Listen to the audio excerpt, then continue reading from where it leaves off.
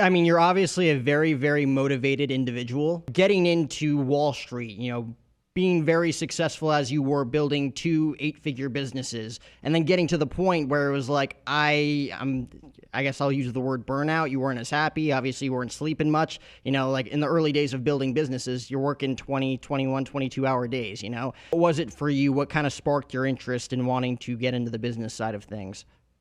To be honest with you, when I was younger, I didn't really have a ton of motivation. I was very curious, which I think is a good trait to have. I was always curious on how things worked. I was fascinated by the stock market and stuff of that nature. But ultimately, when I went to college, if we're being 100% transparent, I wasn't super motivated back then. I went to college because that's what you were supposed to do after high school. And nothing that I learned in college, if I'm being honest, really stimulated me because they don't teach you personal development in school.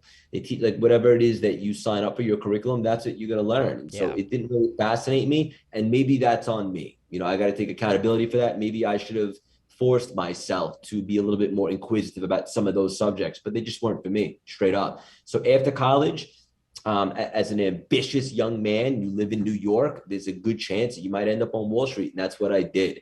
And I started to also simultaneously discover personal development. And basically, what was so fascinating to me is that I understood that where we're at now is not an indication of where we can be. It's not a Right. life sentence. And I started to understand that I can develop confidence.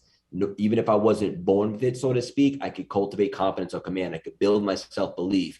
I could change my perspective, unplug myself from the matrix, so to speak. And I started to have a ton of success from a business standpoint. And that began to give me a lot of confidence. Also, a lot of the personal development stuff I learned, I applied to real life stuff like relationships, right? And stuff of that nature. And so when I got to Wall Street out of college, it was the same time I discovered personal development. And that really was the kicker that would propel me for the rest of my life.